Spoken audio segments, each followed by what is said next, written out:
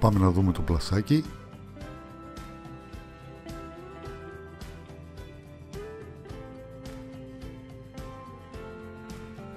Να το, έτοιμο είναι.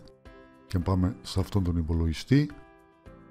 Πρώτα ήταν άδειο το φλασάκι, τώρα είναι γεμάτο και είναι έτοιμο να το χρησιμοποιήσεις, να κάνεις εγκατάσταση των Windows από την αρχή, καθαρή εγκατάσταση.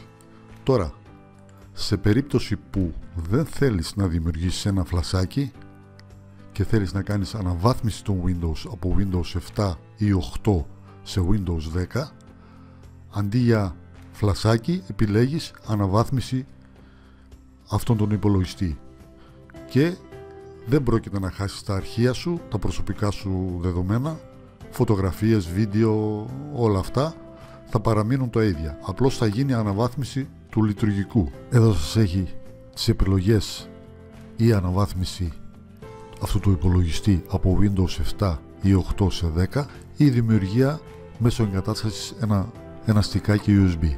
Αν θέλετε να κάνετε άμεση αναβάθμιση σε αυτόν τον υπολογιστή, πάτε επόμενο και περιμένετε μέχρι να συλλέξει τα στοιχεία.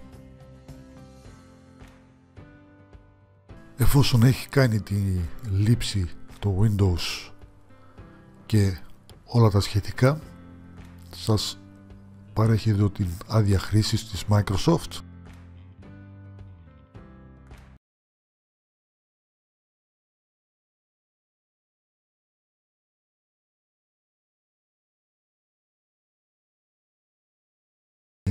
Λήψη των Windows και έλεγχο για ενημερώσεις.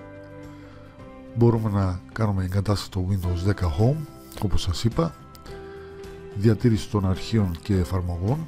Αν θέλετε να αλλάξετε κάτι, πατάτε εδώ διατήρηση προσωπικών αρχείων και εφαρμογών ή διατήρηση μόνο προσωπικών αρχείων ή κανένα, κάνετε καθαρή εγκατάσταση στο Windows. Εμείς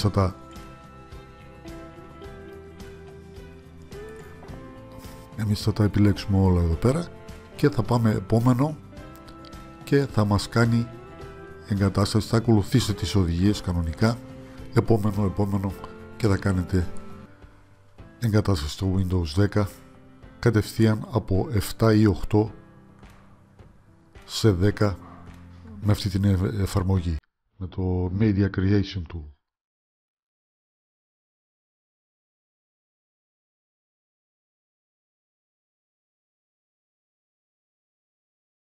Αυτό ήταν. Φίλες και φίλοι, ελπίζω να σας βοήθησε αυτό το βιντεάκι. Τώρα, με αυτό το φλασάκι θα σας έχω κάτω στην περιγραφή πώς να μπουτάρετε από το φλασάκι για να κάνετε καθαρή εγκατάσταση των Windows, σε περίπτωση αυτοί που θέλουν να κάνουν καθαρή εγκατάσταση. Παρακολουθήστε το βιντεάκι και κάνετε καθαρή εγκατάσταση από το φλασάκι. Αλλιώς αναβάθμιση κατευθείαν από τα Windows που έχετε στο Windows 10. Λοιπόν, ευχαριστώ για την παρακολούθηση, παιδιά. Θα τα πούμε στο επόμενο. Γεια σας.